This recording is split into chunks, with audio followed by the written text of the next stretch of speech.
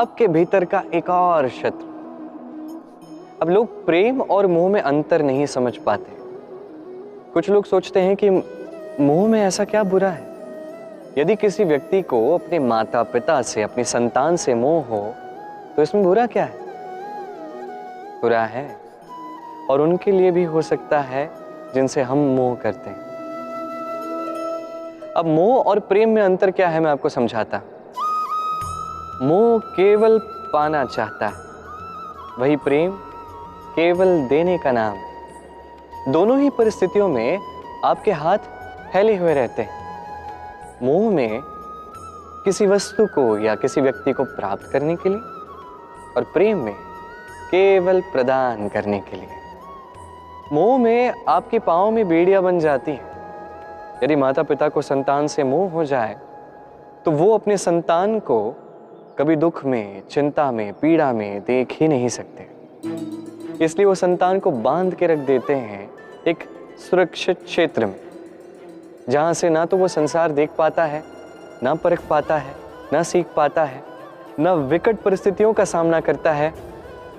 इस कारण से वो दुर्बल बन जाता है, अज्ञानी बन जाता है, उसका विकास वहीं रुक जाता है। यही प्रेम केवल विकास की ओर ले जाता है। माता पिता संतान से प्रेम करते हैं तो उसे छोड़ देते हैं कि जाके इस संसार को देखो, परखो, सीखो, कैसे इसके साथ लड़ना है स्वयं सीखो, अपनी शक्ति स्वयं बढ़ाओ, अपना मार्ग स्वयं चुनो।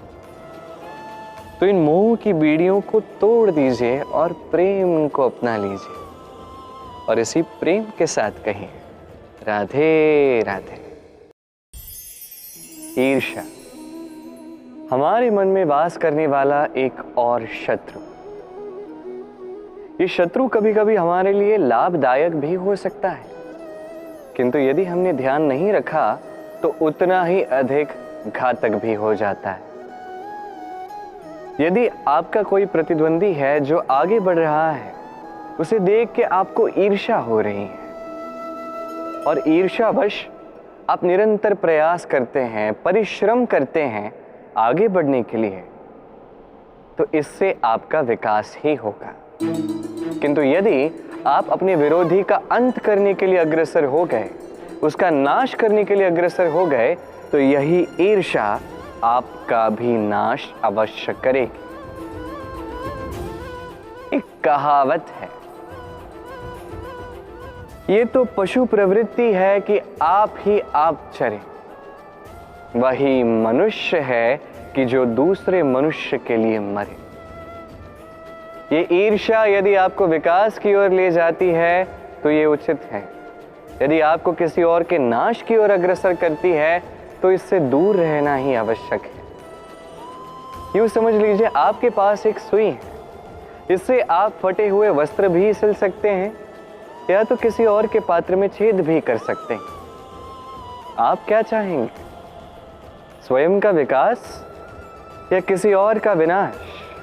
निर्णय आपका है। आइए और मेरे साथ प्रेम से कहिए राधे राधे।